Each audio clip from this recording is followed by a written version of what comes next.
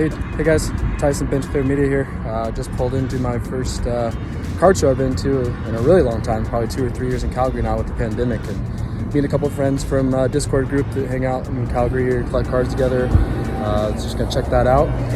Look for some deals. I'm gonna be true to my podcast, see if we can find some Jonathan Taylor, some Pittmans.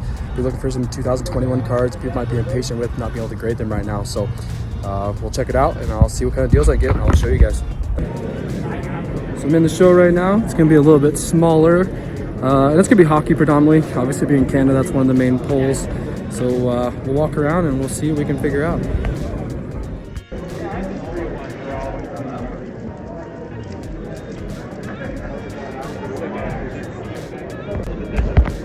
Just made my first small purchase. Just like the green Dylan and Trevor Lawrence blue press proof. So just a little bit of color to start. So made my first trade. I gave up my Lamar PSA 9. Got a Herbert canvas Donruss that's in pretty good shape. Centering looks good. Got a Jefferson blue checkerboard out of 149 that I'm pretty excited about. I know Select's tough, but I want the numbered stuff. And also got a blaster of Mosaic. Pretty sweet deal. Alright, so this is the show takings.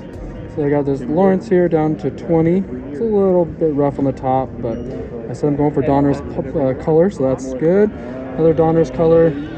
So I got a Fields out of 5. These are all Canadian prices, so if you're thinking overpaid, they're actually pretty good deals. This one, I'm happy with it. Looks pretty good in terms of its condition. Got a Herbert canvas.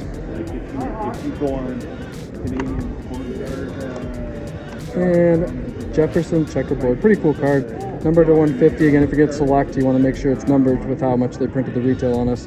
But Mosaic blaster. Mosaic is just kind of a fun product for me. Got Herbert Burrow in here. It's a good class. Probably keep that sealed for a while. But overall, pretty fun first card show in Calgary.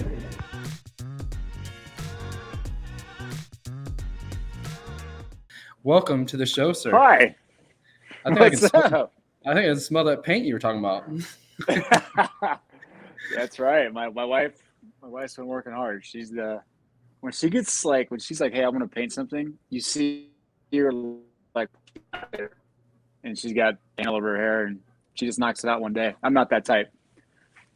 How about you? No, I think we have the same type of wives. I'm not like that either. I'm the guy that pulls everything out of the garage and takes 2 days to do it instead of organizing spots, So definitely, I think we have the same match, if you will. Yeah, no doubt. Thanks for having me on today. Yeah, thanks for having me. I've been begging to come on. You won't let me come on your show. I know. I just get a little selfish. I like to be like independent and just do my own thing. No, man, I enjoy it. It's been too long to have you on. I know I was moving and you moved, and it's been all craziness for us the past 6 months. It's just been nuts. So. But yeah, let's go over some quick headlines for the football. Panthers are preparing to start Cam. So they signed Cam. He had he had a touchdown last week. Panthers won. Otherwise, because Cam, however you want to view that, we'll see. But they're preparing to start him. So, we know the guy that was there, PJ Hill. I believe that he's nothing really to hang your hat on starting.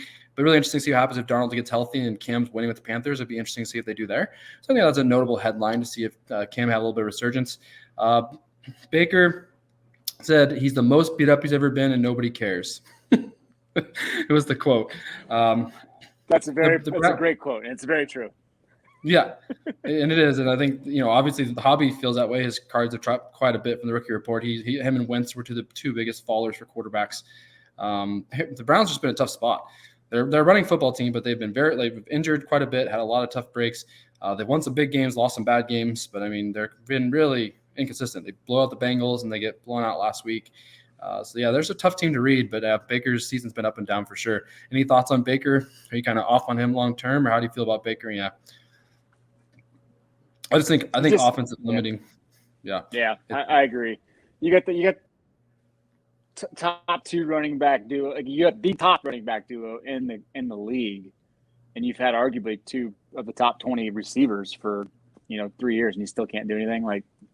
Yeah, I think the Browns are moving on from him. That's the thing. Like, they're just realizing we committed to you. It didn't work. Like, move on. And that the hobby's feeling the same way. I wouldn't touch a Baker Mayfield card. Yeah, I agree. Kyler's close to returning versus Seattle.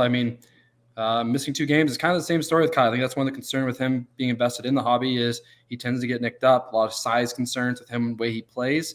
I mean, obviously, I don't say he's injury prone. I don't think it's that big of an issue yet, but he's kind of killed his MVP chances, missed the last couple of games, I think. What are your thoughts on kind of Kyler from a hobby perspective? I agree. Well, it's interesting because you realize how valuable he is when he leaves. But to win the award, you got to actually play. Like you can't miss a fourth of the season and expect to win the award. There's too many other deserving quarterbacks, I think, to win it. Definitely. And then the last thing I have to mention is just because I know there's been a lot of disappointment with 2021 quarterback class, even though it was a strong quarterback draft class, having 5 quarterbacks go in the top 15. And one thing I just want to caution people a little bit is that 2022, I just looked at an early mock draft. There's only 3 quarterbacks in the first round. The first one wasn't taken until 8. So just kind of let that sink in a little bit in terms of if you're a little disappointed in this year's group, next year is going to be probably even a little bit drier in terms of the quarterback position. So that may, if you want to hedge some bets on 2021 guys or give them some more time, being patient with them might pay off because I don't think you have much to look forward to next year. Matt Corral's decent from Ole Miss. It depends where people land a lot of times, but all in all, it's not going to be close to the depth that 2021 had. So just something to think about. All right. You mentioned that before, and I've dug around a little bit. And you're right. It is scary to think. And we know what it did to baseball cards when we had an awful draft class. Yep. Although it's a little different, right? We knew that coming in 3 years ago. Right. But and some guys will get pushed up draft time. Some guys will put up some good numbers at combine. A little bit of hype will come, but it's not going to have the depth of 5 guys in the top 15. I can guarantee that. Some product review. So Collegiate National Treasures came out today. It's a high-end collegiate product, but it's a cool one to watch. Being an Oregon fan, I like kind of see the Oregon Duck stuff that comes out of there sometimes. But I mean, I know it's collegiate, but do you have any thoughts on that? Just kind of overpriced. Yeah. My thoughts on collegiate products. I don't. It's fun to go grab a blaster and open it, but that's about the extent that I get excited. Yeah, and even National Treasures, collegiate, I think National Treasures in general is always just way too expensive out the gate. It's just hard to even afford to get in. Breaks are doing serial number breaks where you're just randomizing a serial number and hoping you're close, so it's crazy. Yeah. But XR comes out 24th, definitely a little more affordable. I think XR I think it's a decent second tier product. They have some pretty cool autos and some nice on-card options from XR. Do you have any thoughts on XR? I don't have any conviction around it. I mean, it's a cool looking product. Yeah. I think it's a cool looking product. Yeah. Yeah, it's a fun product. I put it kind of there with Origins. It's not going to be awesome, but there's going to be cool stuff that comes out of it. December releases, again, just kind of review for the listeners. Spectre comes out on the 1st, Impeccable the 8th, Illusions the 15th. This is all for December. And then the big one, Mosaic, finally is the 22nd. So December 22nd, so that's 3 months back. I talked a little bit on my last show, Ty, about how that being so late, I'm really interested to see how close Prism is to Mosaic, because last year Mosaic had quite the bubble between Prism before people were looking to Prism. And so I feel like it might be too close this year that Mosaic might get not the love that it got last year. And it might not either because it's the second year of it. But your kind of thoughts on Mosaic being close to Prism?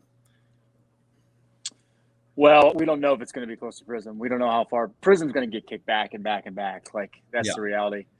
The irony in all this is you and I just started getting some of our graded Mosaics back from last year, right? So it's fun to see them again. Yeah.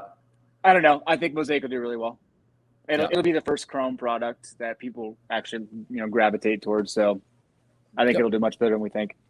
Yeah, I love the cards. I think they're great cards. I think it's a great kind of step under Prism that's somewhat affordable, that's got great color. I really enjoyed Mosaic last year, and I hope to enjoy it again this year for sure.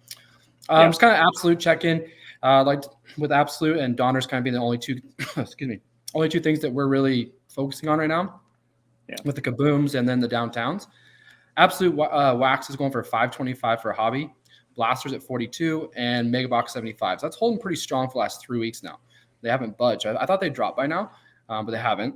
It's like notable Kaboom sales. We have Donald's $260, Herbert $860 for his Kaboom, Lamar Jackson $375, Big Ben $220, Darren Wall out of 10 sold for $1,000, Najee Harris for $610, and Trey Lance for $960 and a $1375. So 2 Trey Lance Kabooms with quite the range there. Kabooms are getting great value right now, even with vets and then second year guys.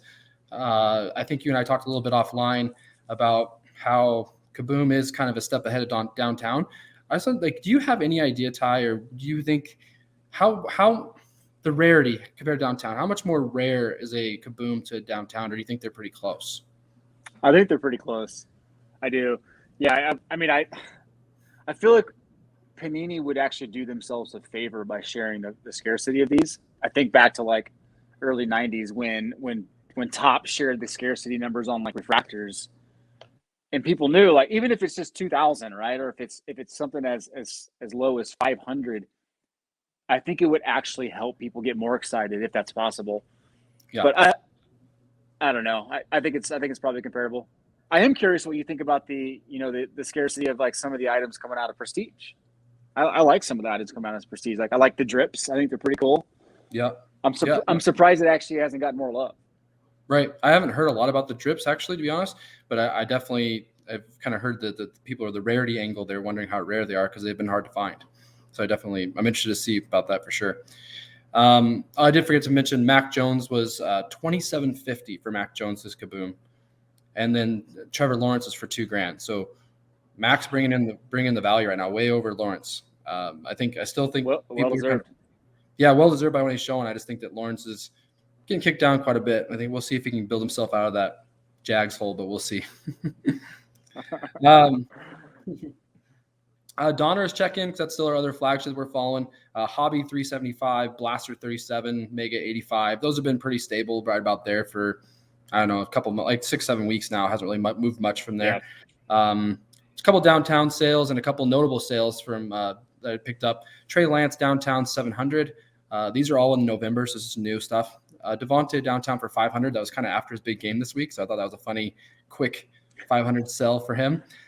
Zach Wilson's downtown's all the way down at 1375. I just, not in a mean way, but I kind of chuckled because I remember when I saw the first sale of that was like $1,400 because the card's pretty cool. It's a very cool Jets downtown image, and that card came out real hot before he played, which I thought was interesting. Fields orange auto at Donruss. That's a sticker auto, but it's orange for $315. And then a really cool, I don't know if you've seen these, Ty, but a Justin Fields silver, the fireworks background. The Donruss has this fireworks background. Sold for $276. So I hadn't seen that till today. I just like, what's a firework background? So it's like a hollow with, he's got fireworks in the background. So I can put that picture up on Twitter, but I did pull it up just the other day. But $276 for that. Yeah, it's very cool. That's very cool. Yeah. I hadn't seen that. Yeah. Yeah, I hadn't either till I was looking earlier today. So really cool. Donner still has some good sales, some good value. There's still, I know there's a lot of it, but the hits are, I think, still relatively staying pretty strong. You know, downtowns are down. They're way down. I'm really interested to see how close Kaboom comes down to it because we're still in the Kaboom high. So I'm really kind of watching those Kaboom prices once they settle because I think we're still in that honeymoon stage, if you will. Yeah. Yeah. I mean, overall, you have to give mad props to Panini for creating the buzz and creating the, I don't know, just the overall momentum. That's 3 years in a row now, maybe 4, where multi-sports are carrying this insert, this scarce insert. And I feel like every year there's more excitement around it. Yeah. So I didn't think these would take off as much as they have. And it's just kind of fun. It makes it really fun. It takes you back to mid to late 90s, which we've talked about in recent shows. That's the way it should be. Yeah, for sure. I think my favorite thing about the Kaboom card is it's really just its trademarks is that Kaboom like idea, and it's really like a basic card. It's just a very silver, it has the Kaboom thing, but it's nothing overly fancy other than it's shiny, which a lot of cards are shiny. But I just kind of think that card gets a lot of love for almost its simplicity in a way. So I think it's pretty fun for sure. Do you own any Kabooms? I don't. No, that's actually one of the things I want to do at the next card show that I go to. I want to snag a few Kabooms. I have some players in mind that I want to get in rather cheaply, if possible. There you go. Yeah, I don't own one either. I'd like to get one of the downtowns or Kabooms. I definitely would pick Kaboom if I could find one, but definitely for sure need to get one of those. Yeah. It's almost a staple at this point if you're a real collector. Yeah, I know, right? Seriously. I knew we were fake collectors. I knew it. I know. What the heck? It's always important for our cards, especially when it comes to quarterbacks. The MVP chase. MVP is something people follow closely. It kind of gives cards a kick. So I've been following that over the last few weeks. Kyler's, he's down quite a bit. He was the front runner when we first looked at this, but he went from last week to plus 500 to plus 1600 MGM odds. So he dropped by almost 3 times. Stafford's staying about the same. But the one thing I want to point out that's really big from last week is that Allen pulled ahead. Last week, Allen and Brady were the same, and now Allen's ahead of Brady. Brady's plus 350 and Allen's plus 300. Or 200, excuse me, plus 200 for Allen. Mahomes went from plus 6,600 to plus 1,700 after his performance on Sunday. I mean, we finally saw the Mahomes that we've been waiting to see, and just seeing that huge jump in his value that's just crazy. Herbert's kind of fallen off the cliff. He's kind of out of it. Rodgers has kind of been staying about the same, just like 4 or 5 tier. He's not really in the top 3, but he's been 4th and 5th. Dak's heavily in it. I think Dak and Stafford are kind of right after the top 2 there. And Lamar Jackson's kind of fallen after his Thursday night performance. But and then I put a little prop to, I guess, a little self-plug. Cooper Kupp and Jonathan Taylor were the top non-quarterbacks in MVP race. They're kind of heavy buys for me in the preseason and coming into this year. So what do you think about the MVP race? Who do you like? Do you think there's anybody? Do you think it'd be anybody besides Allen and Brady, or do you think it's just a 2-man race? No, I think Stafford has a legit shot. I mean, it did not help that he got absolutely slaughtered this past Monday night, but I don't feel like an A-Rod with the whole COVID thing. I think he legitimately probably doesn't have a shot now because of that. Yeah, right. I wouldn't sleep on Mahomes, even if I wasn't a KC fan. I would still say, you know what, with 6 or 7 games here, he could just blow up and he's right back in the conversation. But I think it's Brady's to lose. I really do. I think it's Brady's to lose. I don't think Josh Allen's done enough to unseat Brady. I think Brady, if he what is how many games we got left? 7? Yep. It's 8. Yeah, they're about 10. He goes 6-1, or I guess we got 17 games this year, right? So if you go, 7-1 or 6-2, like, forget about it. It's all Brady's. That's what I think. Yeah. I think that if I had to put my money, I'd put my money on Brady. But I did say last week that if you have 20, 30, $50 throwing Mahomes at, when was it, plus 600? So I was just like, that's only going to get better. Like, there's no way he's going to be that low that long. Yeah, right.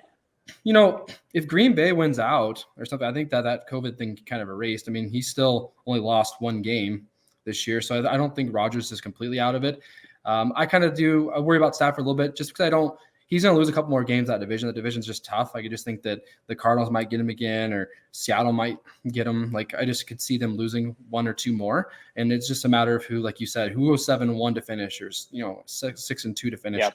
I think it's what's going to matter the most. I think if Brady gets that 1 seed, it's pretty much his. The thing that Allen has in his favor, he has a weak division. Like, I mean, Patriots have been playing pretty tough, but the Jets and Dolphins, there shouldn't be too much trouble for him. So I think Allen might have the easiest path. So, all right, just kind of wanted to go over the grading check-in a little bit. It's still really hard to really get a good gauge about all these companies and how their sales are going, partly because there's not a lot of sales. I mean, even when I look at BGS sales of Justin Herbert Prisms, there's not very many. And so just for us to kind of evaluate all these companies and how they're grading the cards and how they're selling the cards makes it really difficult. There's not of the volume, right? The volume still PSA. PSA still has the most sales for us to actually see how it's doing. But just for context, again, I kind of stick to the Justin Herbert Prism. I did that for a couple of reasons. Relatively new product. A lot of those are being graded now, so a lot of those are being sent to new companies, I felt. And it's just a good kind of gauge that I think a lot of people are grading Justin Herbert's right now. PSA's 10 for Herbert's 480. A PSA 9's 115. BGS 9.5 sold for 400. So kind of weird there. That BGS sale's a little bit older. So I think there was a PSA around 650 around that time. So I'd still say the BGS 9.5 is still about that 66% line, even though the PSA has a more recent lower sale. I thought it was interesting in the 9s.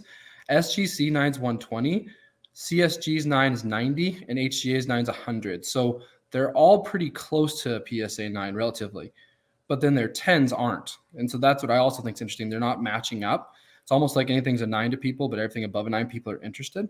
And then CSG 9.5, 170, and a SGC 9.5 for 150. And the only SGC 10 I could find was a 262. So that's kind of SGC's best bet. And that's a pretty relatively recent sale. So I think that 262 to the 480 is a pretty comparison for PSA and SGC. I kind of put this on here, Ty, because I know that you started your grading journey, at least in my in my perspective, BGS heavy. then you kind of switch to PSA, and then you've done some recent SGC grading. So maybe just do you want to comment on those three, or if you've used the other two, just anything you have to comment on those companies?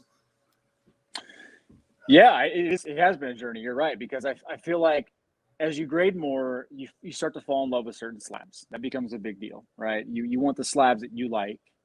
I get it. Everyone's like, hey, buy the card, not the grade, not the slab. But at the end of the day, like, you got to like the slabs. I started to really dislike the BGS slabs. Just did not like them. But to me, it's an SGC PSA, and then maybe BGS race. Like HGA anymore, CSG. I do not like the CSG slabs, and the green hybrid we've talked about enough, right? It's too phony to me right now. And you want to protect your money, you want to protect your investment the best you can. Yeah. So SGC is kind of the surprise hit to me in all this. They're holding their value well. There's upside with the 10s. The 9.5s do really well. They got the vintage background. I'm a big fan of SGC. I am. I mean, PSA is the mother load. That's what you want. But there's a big dichotomy between PSA 10s and PSA 9s. Like, there's a massive gap. Yeah. It's almost 60% in some of them. It's crazy. And it's consistent. Yeah. And it makes it, that's what, to me, when it comes to grading these cards in general, I think the grading the base game, especially in baseball, I think football might be okay because it's still a lower population, but grading the base game has to be very selective. Used to be send anything. 10's great. I made a lot of money. 9's, I'm still making money. Well, 9's, you're not making money anymore. And so like, it's just not, it's not the same. Like you said, we're not printing money with grading anymore. It's definitely becoming that junk slab era that you and Mike talk about in your show that I couldn't agree more. It's just exactly where we're heading to. 9s are the big things people try to just get rid of. Yeah, no, and I know we're going to talk about this anyway, so we might as well talk about it now. But I think you're seeing the smart money has shifted from buying guys that are rookies, taking the gamble, and you're seeing them shift from the mints to the gym mints. Yep. They know that the best way to protect their money is to buy gym mints. That's where the scarcity is, even for base cards. That's where the scarcity is for a lot of these players, especially 17 and earlier. Right. So I think that's what's driven down a lot of these prices. And then you take away grading for a lot of these new guys. There's nothing for them to get excited about outside of the big hits, which a lot of us can't play in that game. Right. And so I think it took the air right out of the balloon, if you will, like for some of these recent rookie classes. Yep. It's kind of unfortunate. I mean, even in my rookie report for football, in the top 9, there's only one guy from 2018 and newer. Yeah. One guy, right? And you didn't say 2017 and newer. That's 2 guys, Mahomes and Allen. Everybody else is pre that. I think in baseball, we're seeing the same thing. People are wanting the Hall of Famers, Miguel Cabreras, the Buster Posies, the stuff that they know wasn't overprinted or overgraded. That stuff. There's a difference between overprinted and overgraded. A lot of people weren't grading posies, right? So it just makes it much more attractive. They go look at Pop Report, they see 250. They're like, oh man, that's cool, 250, right? So I think people are paying more attention to Pop Reports. Well, I think that's what's hurting Burrow and Herbert. I think that's why 2020 Prism is kind of limited. I think it's kind of similar to 18 update in baseball. I just think that the ceiling for Burrow and Herbert will always be capped because they're both already more than almost triple Mahomes' silver PSA 10. Yeah. And so what are you going to do with that? Right? Like, how are you, in terms of scarcity, where's that going to go? And then my last point, 2020, that I think really hurts them is they also have probably what I don't know off the top of my head, but I'd say 30, 35 more parallels in Prism. Yeah. Yeah. It's confusing. It's confusing. Right. Like the smart buyers know that. Right. Don't, right? And so the smart money goes to things that allow them to keep prices high. And the weak hands, they're just getting beat up, man. They're just getting beat up. And I think that's going to continue. There is a problem. And Mike said this on an interview. He was on with Personal Finance Day last night. And he was talking about how he's got these 2 cards, right? You got a Mike Trout and you got I think he showed like Ty Cobb or something. And he's like, when I could buy this for the same price as this, problem, right? And I think people are starting to realize that you can go buy a Barry Sanders rookie for the same price you can go buy a lot of these quarterbacks and rookies that haven't proven themselves, right? Or even why would you go buy it? Yeah, or even Sweetness PSA 9. Right. Take that all day over having one of 2,500 Herberts. There's not 2,500 sweetness PSA 9s.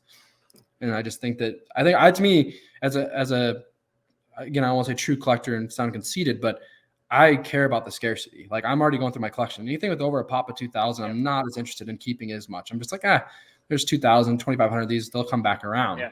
But, when I look and, I have a good grade on a Bobby Witt Green Mojo as a pop 5.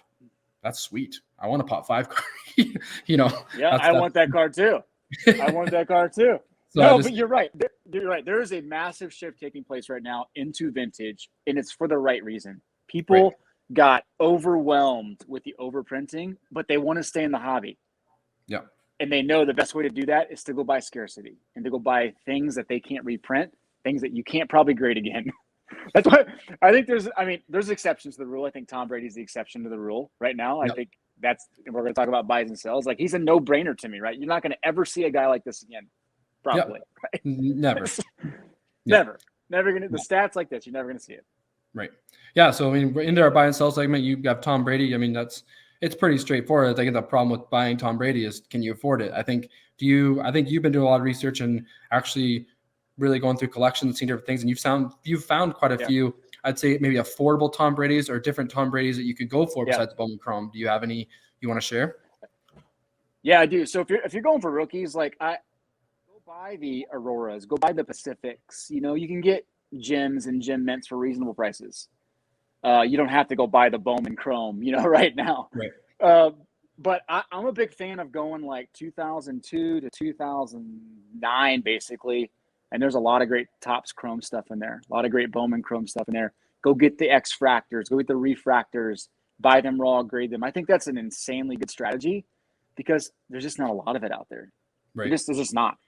And they look cool so cards. stinking good. They're just great cards. Yeah. I think that's the stuff it's just a no-brainer. Like, you're going to protect your money and get in at reasonably good prices for Tom Brady. No, I like it. I think the same for A-Rod too. Like, we're talking about him getting his 4th MVP this year. Like, he's starting to enter that upper echelon where you can get into his PSA 10 Topps rookie for less than $1,000. Yep. $750 for an A-Rod PSA 10 gem mint rookie. Like, that is an insanely good buy right now. Yeah, that's why I had to move his rookie card on my report from Topps to Topps Chrome. It's like, I can't keep putting this so low for it being a Topps card. We got to put the Topps Chrome at 5,400, give him the respect he deserves on the list, because it's just his Topps card's way too cheap. It is. I agree. Way too cheap. Yep. And you got some other ones like the Turkey Reds and stuff that are kind of rare, and that was it 2005 or 6. Like, it, I don't know. I'm a sucker for like base rookies, for Hall of Famers. They're playing now. You can root them on. You can stay in the hobby, watch these guys, but still buy into like the longevity of them. Like, sign me up. Don't take. It's a much easier game than chasing that number 1 overall pick and hoping it pans out. Absolutely. Yeah. I think my guy on my buy is a Hall of Famer, Russell Wilson. I still think that I think he's going to be a Hall of Famer based on what he's done now. And I still think he's going to be a guy that's going to play for a really long time. I do believe that. I think the way he takes care of himself and whatnot. And I do think his Seattle days are numbered. I know there's a lot of rumblings about he wanted out this year. I think it might even get bigger rumblings this summer. He wants out again. And I just can kind of see a rebirth. And so I think he's going to get kind of a nice buy window here for us towards the end of this season as they're 3-5, which is not Seattle-like. And I think you might have a good little chance to even get a bump. And, who knows, maybe he lands with the Saints. Think about Russell Wilson with Sean Payton. I just think there's a lot of landing spots where I could see him have a nice rebirth to his career, and I'd be all over trying to get some of his Prism rookies before that happens. All right, I'm with you. I'm with you for sure. It's tough around here, right? Because this is all Seattle Seahawks country, all overhype and overpriced and overthink Russell Wilson. So you kind of have to skate through all that and navigate. I agree. I think he's out of here. Yep. Probably to myself, since they're kind of connected, I think sell DK because, like I said, if Wilson's numbers, if his days are numbered, that's not good for DK. And DK is not playing great this year. He's been very consistent. He's not. Got thrown out of the game last week. I'm not liking what I'm seeing from him, even though I think he, obviously physically he's one of the most physically talented receivers in the game. He's just not putting together this year. And I'm even extra worried if Russell leaves. I think he's going to be in a really tough spot. So I'd definitely be selling DK if you have him. Yeah. If you want to go buy a receiver, go buy a PSA 6 Jerry Rice rookie. And you'll be happy. You won't sweat it anymore. Yep. Even CD Lamb looked good last week. No. Yeah, he did. He actually really did. Yeah. My sell is Lamar Jackson. Again, going back to our point, he's the one guy where I don't think he has the longevity to justify any of the prices we see now. Yeah. I just don't. I don't know. He's electric. I get it. He's electric, but we've seen electric before. Go look at what you can buy Michael Vick rookie for. Yeah. Like, that to me should tell you everything you need to know about Lamar Jackson. Until he proves himself and gets to the Super Bowl, wins the Super Bowl, then the whole game changes. But yeah, for me, he's just too high. He's too pricey. My kind of bold statement with Lamar is that I almost feel like he already would be, I don't want to say out or a backup quarterback, but if he wasn't in the Ravens, I think things would be a lot different in his career. I think he landed in a very good situation, a team that like finds ways to utilize their guys the best way possible. And like, if he went to the Falcons, he might have that shortened Vic type style career, until he bounced around and found somewhere to use him correctly. So what I'm saying is I think right now he's in the best situation possible with the Ravens and what they do. How long does that last? Like, are they going to want to pay him? Like, are they working hard to make it work for him? Like, we'll see what happens. Obviously, Thursday was ugly, but he's had some good games this year. But the passing's got to improve. Same thing. Him and Hurts are kind of the same for me. Just watching them passes, the efficiency's not there. Brutal. Yeah. So just quick 2 more segments here, Ty. We'll get out of here. Who am I watching on week 11? I'm watching Justin Fields, man. I feel like his drum beat's been getting a little bit better each week. I feel like I really like the throws he made on Monday night against Pitt, even though they lost. He brought him back on the 2-minute drill, got a touchdown to put him ahead, but this defense couldn't hold and almost got him a field goal at the end. They're just a little short, but every week he seems like he's getting a little better. That's very encouraging. I want to see how he's off the bye week against the Ravens. I think that's a big game for him in terms of progression. I'm going to be honest. I actually slipped out and snagged a few raw numbered Justin Fields after Monday night because I thought, you know what, this guy looks pretty good. And side note, I think the best way to play some of these guys is buying raw cards right now. Don't buy graded, overpriced graded. I love it. I think he looks awesome. I picked up a number at the card show as well last weekend, so definitely with you on that. Hurts versus Saints, just because Hurts played good last week. He actually looked good against Denver. Denver's had a pretty good defense. They were really good against Dallas 2 weeks ago, but I want to see if Hurts can be doing 2 games in a row. Can he root on consistency? Because I feel like the Eagles, I still don't think the Eagles are sold on him. If the Eagles aren't, we can't be. So if he needs to win over that organization at some point, if not, he's going to be a backup or be shipped off probably during the draft. So I'm interested to see what happens there. Yep, I agree. Joe Burrow versus Vegas. Bengals were in a really good spot. They're at 5-2, look really good. Dropped to the Jets, and then they got just smoked by the Browns. And so that's a really bad 2 games. Hopefully they reset in the bye week, come back and get back on track because I was liking what I was seeing from that team. That team looked really good. They look balanced. They have good rushing attack, good receivers. So I'm kind of hoping the Bengals get back on track, and I'm watching Joe Burrow. Me too. Ohio needs something to cheer for, NFL-wise. Come on, Cincy. Yeah, definitely. And then last one, the other 2020 guy, watching Herbert. Chargers also lost 3 of their last 4. They're slipping as well. Pittsburgh tied the Lions last week, so somebody's got to give there. Is it going to be the Chargers or Pitt? We'll see if Big Ben's back, but right now the Lions looking like Herbert's and the Chargers are favored by 5.5, so they might not think Big Ben's going to be back. So I'm interested to see if Herbert can get going again. Yeah, well, it's interesting with Herbert. I've watched those last couple games. He's actually played pretty good. Yeah, his receivers are dropping balls, and his defense can't stop anybody to save their lives. Like it's put a lot of pressure and the focus on Herbert, but I think he's done surprisingly well. Yeah. I still think that we overvalue his situation a bit. Eckler's a good receiving back. Allen's kind of aging a bit. Mike Williams is really inconsistent. That O-line is starting to get built up a bit. But like you said, the defense isn't quite there. That full team of the Chargers isn't quite there for him to be super successful yet. I don't think either. Yeah, so just kind of games of note, Ty, that I'm just kind of looking forward to. I think Colts at Buffalo is a big game. Buffalo, finally, they lost to the Jags 2 weeks ago, came back as the Jets, pretty easy win. But the Colts are in a kind of must-win game at Buffalo. They need to run the ball to make it happen. Buffalo's great against the run, so I'm really interested to see how Taylor does against Buffalo. Yeah. Packers at Vikings. I just put that on there because the Vikings got a big win last week. Vikings are also kind of a must-win at 5-5. The Packers have been playing well, but that's a division game. Vikings tend to give Green Bay trouble at times, so interested to see what happens there. Bengals at Raiders, just because I think, like I said, to see the Bengals get back on track. Raiders coming off the shellacking against KC. Are they going to pack it in, or surprise us again. Like the Raiders are so hard to predict what they're going to do. It's so hard. So hard. And then you and I's little Super Bowl this week. Cowboys at KC. KC's a 2.5 favorite. You want to make a little friendly wager? Well, I already got a friendly wager out with Mike. So, yes, I'll make a friendly wager with you. What's your friendly wager with Mike?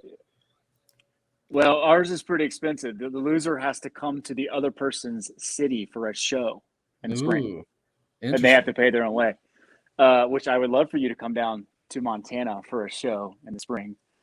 But I don't know if I can get into Canada. So I don't know if I lose that, man, I might not be able to get in. Yeah, we'll figure out the other part. But yeah, I'd come down and visit a card show for sure. I think it's a friendly bet. I got to come down and get that bag of coffee on the Drew Lock bet. So I'm gonna have to come down at some point. That's true. I got a bunch of great cards too. How about we put your Bobby Witt card up for this game? Oh no, my best card in my sub. No, we're not doing that for sure. Let's do.